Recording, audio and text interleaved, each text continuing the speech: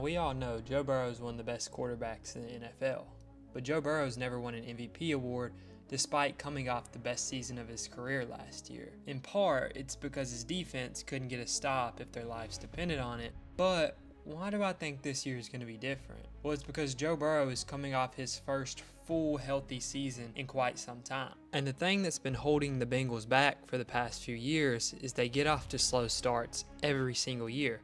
I don't know what it is, but it seems like for the first 3 or 4 games of the season, the Bengals just suck. But after that, they start to figure things out and look like one of the best offenses in the league every single season. So, Zac Taylor's changing it up this year. He's playing his starters in the preseason. He's letting Joe, Jamar, and T and Chase Brown all get on the same page together so that they can come out looking as dominant as they do at the end of the year earlier on in the season. And I think it might be working because what Joe Burrow did against the Philadelphia Eagles was truly special. Okay, let's jump right to the film here. First thing, as a quarterback, when you're getting up to the line that you have to look at is your safeties. The Eagles have 2 high safeties here, which is something the Eagles run a lot with that Vic Fangio top-down defense where they want to make you throw it short and they just tackle well underneath. So ultimately what you see here is you've got 2 high safeties. Now you need to look at your D-line. You see it's kind of a light box as there's only 4 down linemen and the 2 linebackers have depth. Next up, you look at the corners. You see one of them's playing far off and the other 2 are pretty much on their man, which is letting us know this is probably man coverage then. But the best way to figure out if it's man coverage or not is always to put someone in motion. So that's what they're ultimately going to do here. Okay, you see Burrow here. He's going to put Jamar Chase in motion. That's letting him know, hey, this is man coverage. Takes the snap and he reads it. What is the man-beating route? It's always going to be a crosser or something crossing across your face because ultimately to beat man coverage, you want to run away from the DBs. So ultimately, let's see it from the tight view here.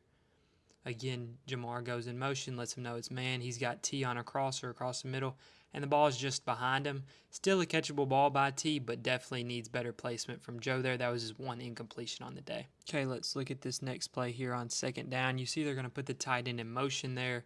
The linebacker kind of follows, but he doesn't line up directly on him, which tells us it could be man, but it also could be some type of zone match coverage, something like that. We ultimately see also, okay, we see here that this corner on the top of your screen there has his feet flat-footed, which means he's probably playing a flat or something of that nature. This deep safety has ultimately got way more depth than anyone else on the field, and since he's isolated on that side of the field, that means they're running cover 2 on that side. And you look on the other side of the field, they've got 1 corner deep and then 1 safety deep, which means they're probably running cover 4 on that side. So it's zone coverage, and when you have cover 2 on the weak side and cover 4 on the strong side, that ultimately makes it cover 6. So here Joe Burrow is matched up against cover 6. You know in cover 6 that the corner on this strong side of the formation is going to be getting depth as quickly as possible. So this is where having great chemistry with your wide receiver comes in, and let's see how him and Jamar exploit this cover 6 that Fangio loves to run. Okay, we see here that Joe immediately looks to the right side of the field because what he's diagnosed pre-snap is that he needs to look at this corner on Jamar to ultimately understand, hey, is this cover 2 or is this cover 4 on this side of the field? And ultimately he gets at this idea that it's cover 4. So he sees that corner start to backpedal, and this chemistry that he has with Jamar, because they've been playing so long, he can just fire the ball as soon as Jamar cuts, and it's going to be perfectly there to pick up a huge gain on 2nd down. Okay, for this play, I'm going to let it run through, and then we're going to break it down. You see just a quick screen pass to the outside there. Pick up the 1st down, make it nice and easy on yourself. Okay, now that we know it was an RPO screen pass, let's read what Joe was reading and see why he decided to give it off to Jamar. Okay, you see here, you've got 6 guys in the box, and you've got 7 blockers in the box. So it's not the worst decision in the world to ultimately run this ball. You might pick something up, you might not. But ultimately, the reason it's best to hit him with this pass out here to the boundary is because there's only 1 corner playing up, and you only need 3 or 4 yards to pick up the 1st down. So if you can make it look like a run, fake the handoff, and then flip it out to Jamar really quick, it's pretty much a one-on-one in the open field with the corner that he's got a 10-yard cushion on, right? So it just allows Jamar to get the ball into his hands. He's the best player on your team, and ultimately allow him to pick up that 1st down for you. Now we're going to watch it from the tight angle, and then we'll move on to the next play. Just quick little fake the handoff, flip it out there really quick to Jamar and let him do all the dirty work for you. I'm not even going to do too much breaking down on this play right here because this is just something that's otherworldly and it just comes from chemistry between Joe and Jamar, and this catch is insane. So I'm just going to let you guys watch it right here.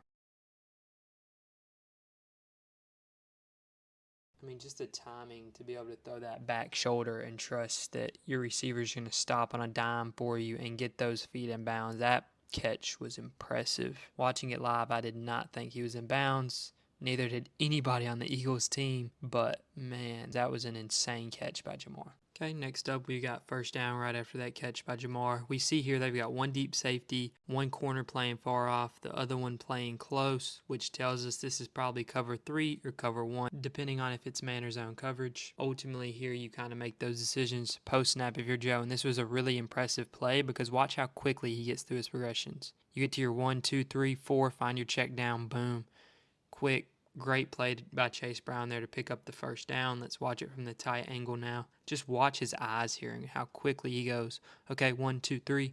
Okay, running back's open the flat. I mean, just so good by Joe there. That's what makes him so great. Okay, let's get to this next play here. Okay, they put T. Higgins in motion. No one follows, so we assume it's zone, but we see the safeties rotate at the top of your screen. And this corner goes down, which ultimately tells us it's actually man coverage. We also see that there are two safeties playing on the end zone line. Therefore, what that's ultimately telling us here is that it's probably a cover 2 man, which is very difficult to score on in the red zone unless you have drags that where the receivers are able to run away from their defenders, quick zigs where they can beat them quickly off the line, or things of that nature. Let's see what the Bengals ultimately run here. Joe Burrow takes a snap, receiver falls down, nothing's open.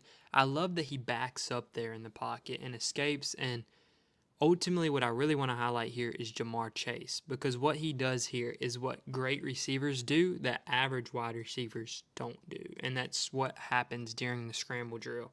Once again, you motion T. Higgins, you realize it's man coverage, no one's open, your initial read falls down. I love that Joe backs up in the pocket, like I mentioned, rather than turning his back to the defense. And we're going to go back to what Jamar ultimately did here to see why he is so good compared to your average receiver.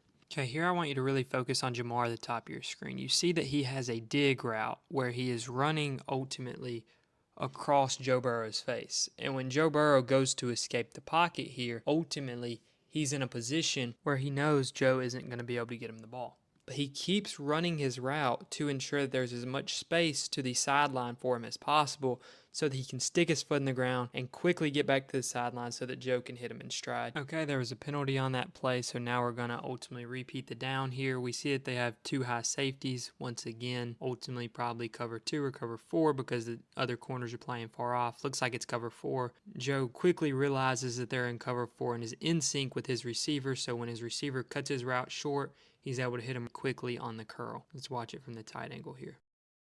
Just a great job getting the ball out of your hand. Notice Joe does not allow himself to get pressured because of how quickly the ball gets out of his hand. It's very Brady-esque. Okay, after picking up the first down on that last play, you've got what looks to be cover 2 or Tampa 2 here. And ultimately for that, you need to get it out of your hand quickly in between the zones. And that's exactly what Joe does.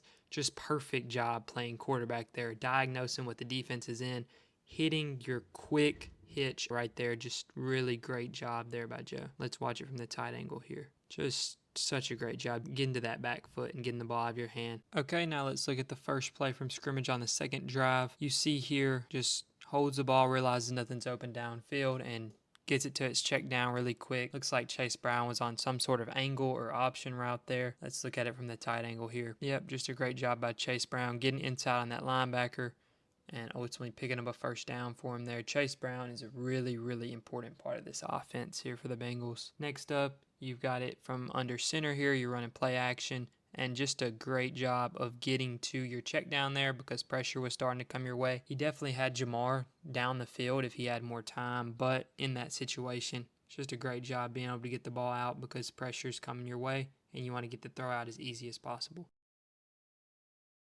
Okay, now this is going to be second down here, I believe, and just motion your guy. You realize it's zone coverage or man, because that guy runs down really quick. And ultimately, when you realize it's man, you do what they do, man. Just these timing patterns that allow them to be the most unstoppable duo because they've been together for almost 6 years at this point. You realize it's man coverage. You realize you have the best wide receiver in the world, and you just allow him to go to work, and you anticipate where he's going to be. You get the ball there, and then he does the rest for you and takes it in for a touchdown. But yeah, this Bengals team is going to be special this year.